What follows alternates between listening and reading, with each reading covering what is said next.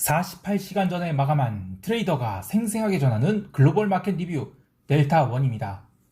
잭슨홀 미팅은 별일 없이 마무리되었고 시장은 올랐습니다. 나스닥 선물 숏 포지션은 모두 손절했고 기름 콜 매도는 선물 매수를 해서 델타를 약간 플러스로 만든 채 커버를 했습니다. 잭슨홀 미팅의 내용은 이코노미스트 분들이 더 잘 다루시겠지만 트레이더의 관점에서 본 잭슨홀 이벤트의 키 액션이 무엇이었는지를 이야기해 보도록 하겠습니다. 먼저 아시아 섹션 갑니다. 코스피 시장은 장 초반 갭 다운 후 미결제 약정을 늘리면서 매도가 제법 나오기 시작했는데요. 반대로 반발 매수세도 너무 약했죠. 외국인들이 선물은 나름 담는 듯 했는데 현물 매도가 워낙 세게 나온 바람에 시장이 오르질 못했는데요. 하지만 시장은 또 하나의 큰 손이 있었으니 오늘은 개인이 아니라 기관들이 아주 작심하고 현물을 대량으로 담기 시작했습니다. 현물 시장에서 외국인들이 매도해 개인이 이른바 매수 당한 것이 아니라 오전 10시까지 현물 매도에 기관이 아주 강력하게 매수로 대응하면서 현물을 매도하던 외국인들의 매도 압력을 강하게 위로 돌렸죠.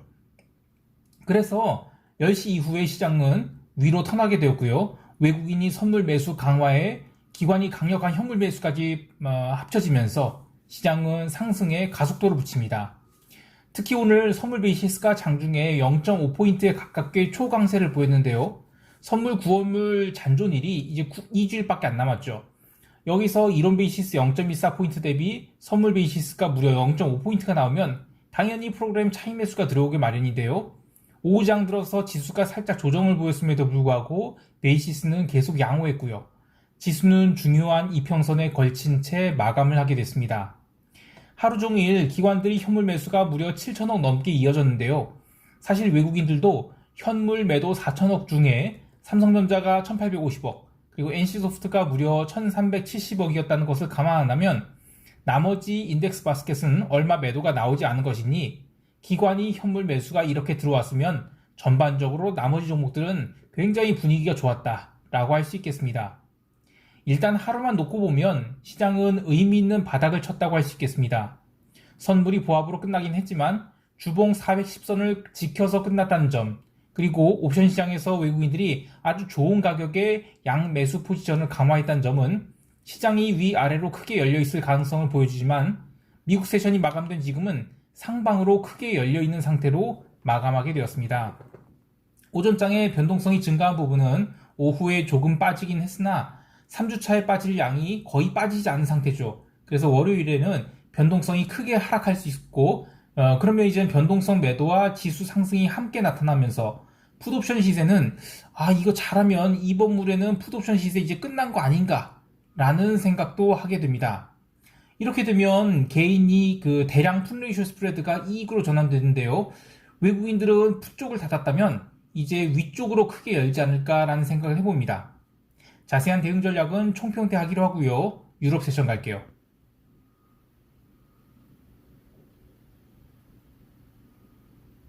유럽 증시는 미국 시장 상승분에 비하면 얼마 오르지 못했는데 8월 한 달간 얼마 빠진 것도 없고 또 한 번 비추세 구간에 들어가면 유럽 시장 특징이 몇 달이고 비추세를 유지합니다. 그래서 그런 것 때문에 못 올랐다고 봐야 되는데 또 독일에는 또 선거 이슈도 있죠. 그래서 잭슨홀 미팅 앞두고 계속 횡보를 보이다가 미국 세션 프리마켓 호가가 아주 세게 들어오는 거 보니까 그때부터 이제 상승으로 전환해서 파월이 연설 전에 이미 오르기 시작했습니다.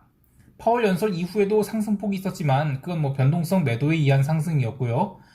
신고가를 갱신하지는 못했습니다. 유럽 증시는 이렇게 별 볼 일이 없었는데 비달러와 커머디티는 초강세였습니다. 파웰 발언 후 이 달러 강세, 그리고 달러 약세, 그리고 유로 강세 등 이 빗달러 바스켓들이 골고루 상승하면서 리스크 온을 보여줬는데요. 채권은 단기물 중심으로 아주 강하게 올라서 이른바 불스티프닝을 보였죠. 테이퍼링 하는 것과 금리 인상 시기와의 거리가 먼 것처럼 발언을 하면서 파월은 시장의 템포 조절을 좀 했다라고 할 수 있겠습니다.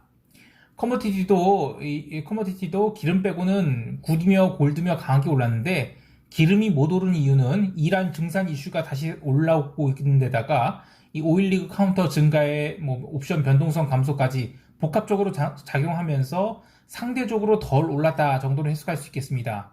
하지만 주말에 이 강력한 허리케인이 멕시코만 앞바다에 닥친다는 이슈가 돌면서 아마 월요일 아시아장에는 기름이 갭 상승 출발하지 않을까 생각해 봅니다. 이제 미국 세션 갈게요.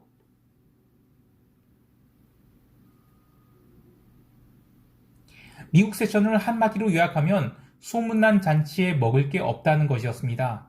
장 시작 전에는 오락가락하던 미국 지수 선물은 개장 후 일단 위로 달리기 시작했는데 파웰 연설 전에 상방으로 방향성을 포지셔닝한 가장 큰 이유는 파웰 연설이 리스크가 아니라는 이 컨센서스가 형성되면서 풋옵션 매도가 초반부터 대량으로 나오기 시작했기 때문입니다.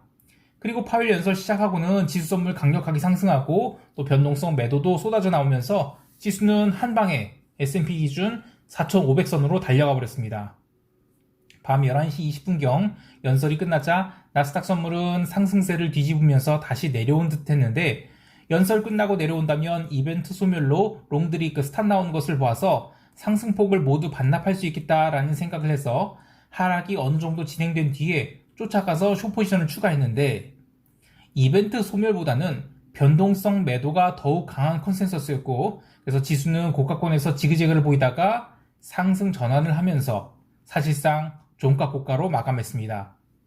개별 종목도 이 구글, 엔비디아가 신고가를 갔는데 이 두 종목이 상승보다는 시장의 인덱스 매수가 골고루 들어오면서 전체 종목을 끌어올린 일종의 안도 랠리가 시장에 나타난 것이 특징이라고 할 수 있겠습니다.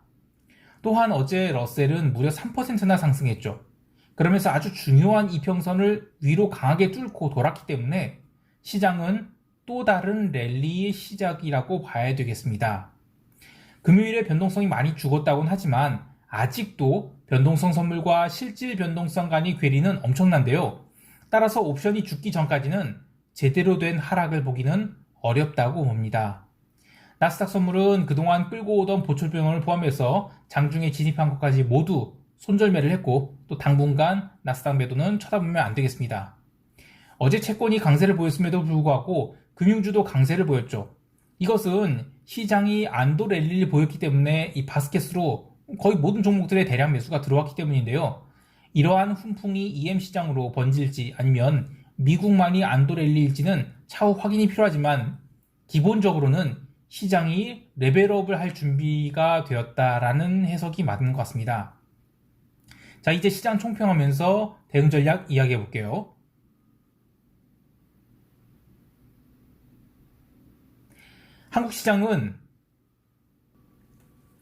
한국 시장은 야간 선물에서 무려 3포인트가 상승했는데 미국 지수 상승에 비하면 과한 것으로 여겨질 수 있으나 그동안 우리 시장에서 삼성전자 매도를 포함한 외국인이 매도가 끊이지 않았던 것이 이벤트 해소로 강한 언와인딩이 나올 수 있다는 것이 야간 선물에 반영이 되면서 나타난 현상이라고 봅니다. 이렇게 되면 월요일 코스피 시장이 갭 상승폭은 3포인트 이상 나올 가능성이 크며 혹여 밀리게 된다 하더라도 밀릴 때마다 롱 포지션을 분할해서 잡는 것이 좋아 보입니다. 다만 이 롱 포지션은 콜 매수가 아니라 변동성 매도의 관점에서 풋 매도로 잡는 것이 좋겠는데요. 타겟은 405 이하의 풋옵션을 매도하되 장 초반에 지나치게 하락하여 출발한 경우에는 풋옵션이 죽지 않을 수 있기 때문에 분할해서 풋옵션을 매도하는 것으로 대응하는 것이 좋겠습니다. 한국 시장 외에도 이 홍콩 세션이 롱으로 돌을 가능성을 염두에 두고 있는데요. 중국이 일종의 쌍바닥을 형성하고 이 상승세로 전환하였을 가능성을 보고 있습니다. 지난 7월 27일에 차이나 A50 등 이 지수 선물이 강력한 언더슈팅을 보이고 제법 반등을 한 듯 했으나 지난 8월 20일에 다시 눌리면서 시장이 밀리는가 싶었는데 이제 나올 만한 악재도 다 거쳤다고 봐야 되고요. 9월 위기가 아니라 이 9월에 아시아 증시에 강한 반등이 나오지 않을까 생각을 해봅니다. 해외 시장에 대해서도 롱마인드를 다시 잡는데요. 물론 저는 미국 지수 선물에 대한 롱 포지션을 잡기보다는 그동안에 못 갔던 이 비달러 통화들에 대한 롱을 잡을 계획을 세워보겠습니다. 그리고 커머디티에 대한 숏 포지션 또한 이 롱으로 전환할 계획입니다. 기름은 금요일에 이 콜 매도는 그대로 둔 채 선물 매수를 거의 최고가에 하면서 델타를 롱으로 돌렸고요. 받은 프리미엄이 있으니까 다시 $66 이하로 내려오면 선물 매수분에서는 손실이 날 텐데 계속 상승할 경우에는 손실이 없는 그런 형태로 전환이 되었습니다. 특히 이 아시아 세션에 훈풍이 분다면 이 구리에 대한 롱 포지션을 좀 강하게 권해봅니다. 그동안에 이 중국에서 거래되는 이 철광석 가격이 계속 밀리다가 이제 멈추고 살아나려고 하는데 달러 약세, 이 원자재 강세로 전환된다면 그동안 상대적으로 횡보를 했던 구리가 9월에 강한 상승세로 전환되지 않을까라는 생각을 해봅니다. 원자재 강세 베팅을 또 하는 이유는 이 파월의 연설이 어떻게 보면 굉장히 도비시하게 전달되는데 테이퍼링을 하긴 하는데 그것을 금리 인상과 연결시키지 말라는 것, 그리고 인플레이션이 일시적일 것이라는 것 이야기가 핵심이었죠. 그러니까 이제 시장은 테이퍼링에 대한 걱정은 덜어놓은 겁니다. 그리고 오히려 인플레이션이 나온 것에 있어서 그다지 걱정하지 않는 것 같아요. 그러면 다시 원자재로 돈이 들어가지 않을까라는 생각을 해봅니다. 한 주의 시작이자 또 8월이 거래일을 이틀 남겨놓고 있는데 부디 8월 잘 마무리하실 수 있기를 바랍니다. 이상 델타원이었습니다. 감사합니다.